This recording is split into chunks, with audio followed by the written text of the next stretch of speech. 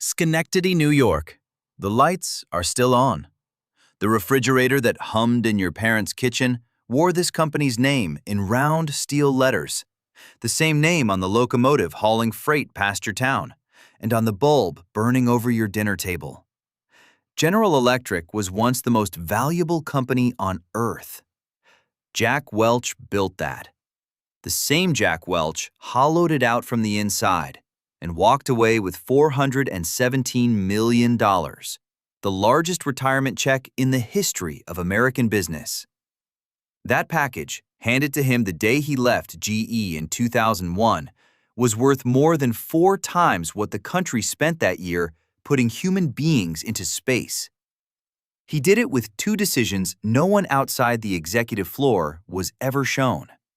One of them turned his own workers' retirements into quarterly profit. One man, one method, 100,000 jobs. So, how does the most admired manager alive become the reason his own company nearly stopped existing? And the playbook he wrote is running right now inside a company you have almost certainly flown on. I've read Welch's own memoir twice for this, and the second read was worse than the first. He lists the jobs he cut as plainly as a man counting inventory. 2 questions before we start. If you worked a GE line or owned a GE anything, where did the money go the day the plant closed? And if the greatest manager of the century left his company on federal life support, who paid for the legend? 3 decisions turned GE from a company that built things into a number on a screen. Here they are, in order. And there was one thing all Welch's money could never buy back. I'll get to it, because it's the whole point. Growing by shrinking. Between 1980 and 1985, Jack Welch cut GE's workforce from about 410,000 people to just under 300,000. 110,000 jobs, roughly 1 in 4. The pension fund those same workers were promised sat, the day Welch took the chair, in comfortable surplus. Before this story is over, it becomes a hole measured in the tens of billions. Hold on to that number while it's still a good one. Welch took over in 1981 at 45, the youngest chief executive GE had ever named. He'd come up from nothing, the only child of a Massachusetts railroad conductor who punched commuter tickets, a boy with a stutter so bad a waitress once brought him 2 tuna sandwiches because she heard him order tuna, tuna. He never stopped being the fastest man in the room, or believing it. Late in 1981, in a speech in New York, he laid out the idea that would define the rest of his career. A company, he said, owed its first loyalty not to its products, not to its towns, not to the men on its lines, but to the people who owned its shares. In a conference room, that sounds academic. On a factory floor, it landed like a verdict. The press gave him a nickname he claimed to hate and quietly enjoyed: Neutron Jack. After the bomb that removes the people and leaves the buildings standing. By his own count, about 37,000 of those jobs came from businesses he sold and roughly 80,000 from businesses he kept and simply thinned. Now, the honest version of the other side. Some of those plants genuinely couldn't compete. GE in 1980 was slow, padded, coasting on reputation. A leaner company was not, by itself, a crime. Welch was not wrong that something had to change. But then came the method that did the lasting damage. Every year, every manager ranked his people, and the bottom 10% were fired. Not the incompetent, the bottom 10% by definition, every year without end. Welch called it the vitality curve. On the line, they called it Rank-and-Yank. Men who'd spent careers helping the man beside them now had a private reason to hope he stumbled.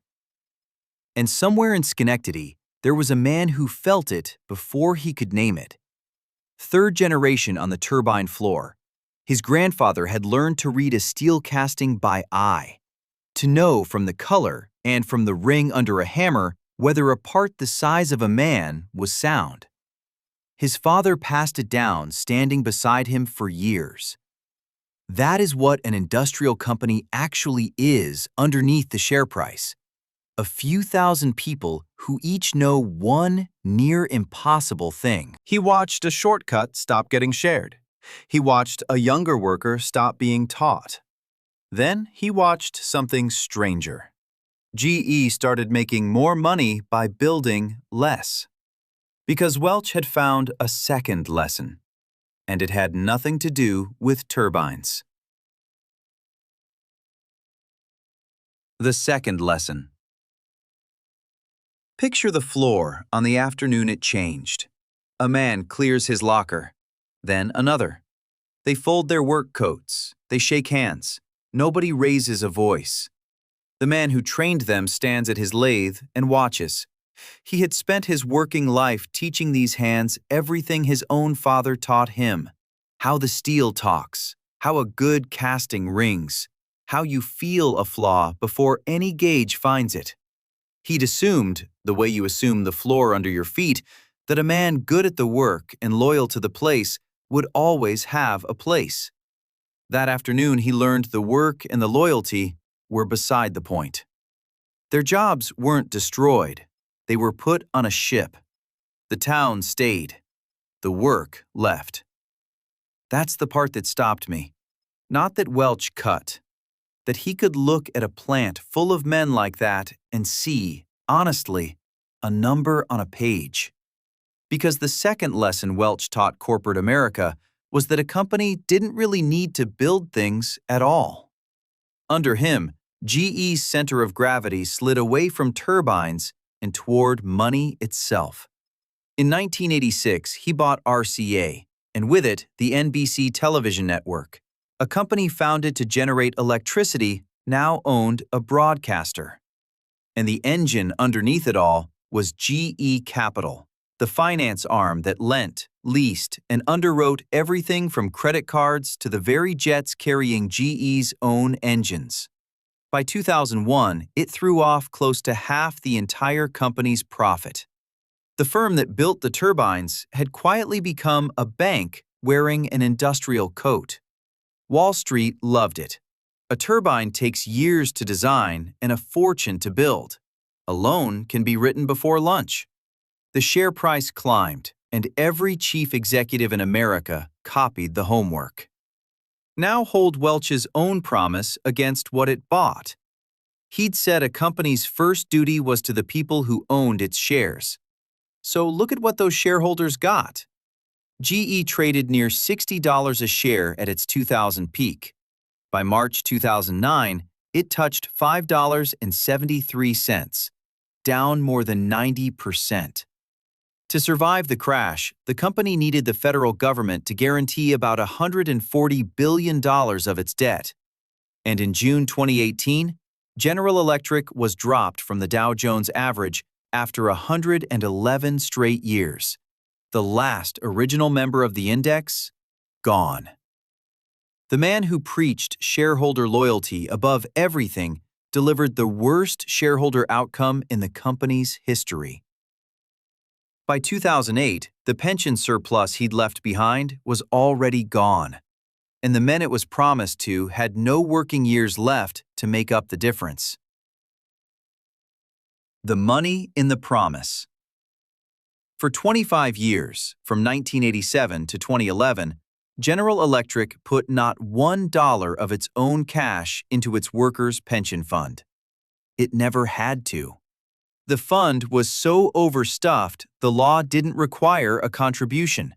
And because its investments kept rising, GE was allowed to book those paper gains as operating income. Read that again.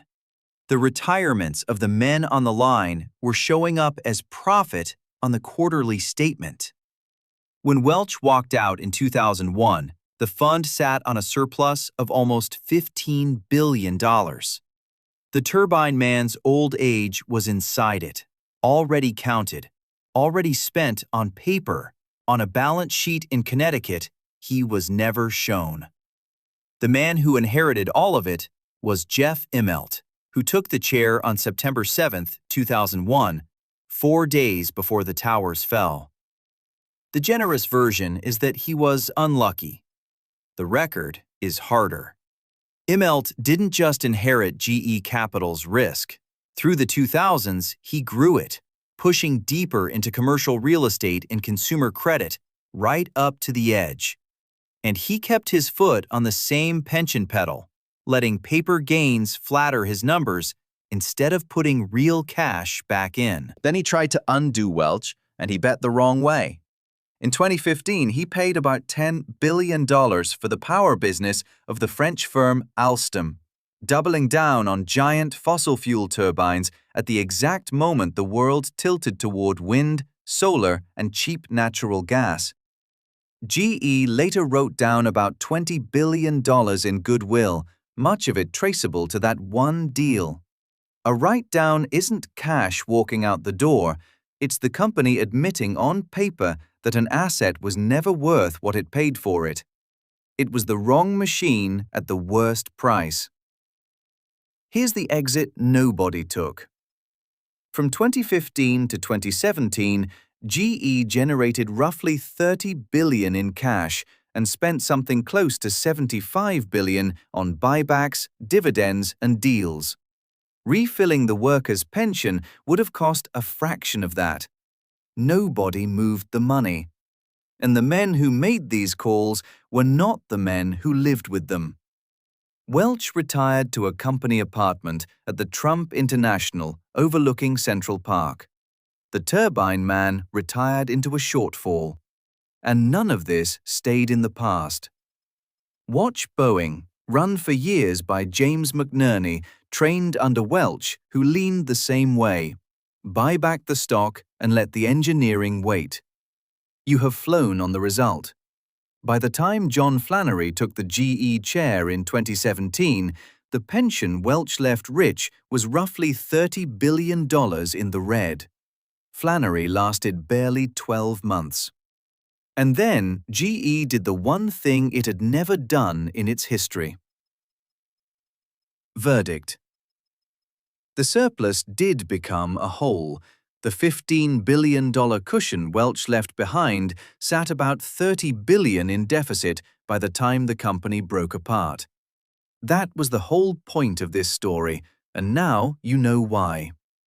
In 2018, General Electric brought in Larry Culp, the first chief executive in its history with no prior GE career. A financier from outside, brought in to decide what the engineer's empire was allowed to be. If that rhymes with 1892, when J.P. Morgan engineered the merger that created GE and put a shoe salesman, not Edison, in charge, it should. Culp cut the dividend to a single penny and split the company into 3. That split finished in 2024. Each pattern here carries a name. Welch's 1981 speech didn't create wealth, it relocated it, out of Schenectady lockers and into a share price, and finally into his $417 million exit package. The pension the turbine man was promised wasn't stolen, it was borrowed against, quarter by quarter, by executives who booked other men's retirements as their own profit. And the write-downs and buybacks under Immelt weren't accidents, but the same instinct Welch trained. Guard the number until there's barely a company left behind it. I used to read a great CEO's record as a story about vision. I read GE's and I stopped. Welch was handed the finest thing in American industry, men who could read steel by eye, and he taught them to read a curve instead. The lights in Schenectady are still on, a few hundred hands where there were once tens of thousands. The name survives, split 3 ways. The one thing all that money could never buy back was the man who knew the work, and he retired into the hole where his pension used to be. So here's the question worth sitting with. If you hold an S&P 500 index fund, you own the companies still running Welch's Playbook, the buybacks, the thinned floors, the pension math. Do the people running them know how this ends, or do they only know it hasn't ended yet? Next, I'm tracing Boeing's version of this same machine, the buybacks and the engineers who warned first. If you want that one before it reaches your own retirement statement, subscribing is how you'll catch it.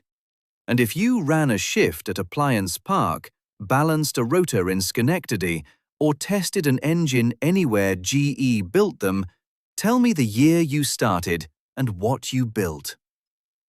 The documents are public. Draw your own conclusions.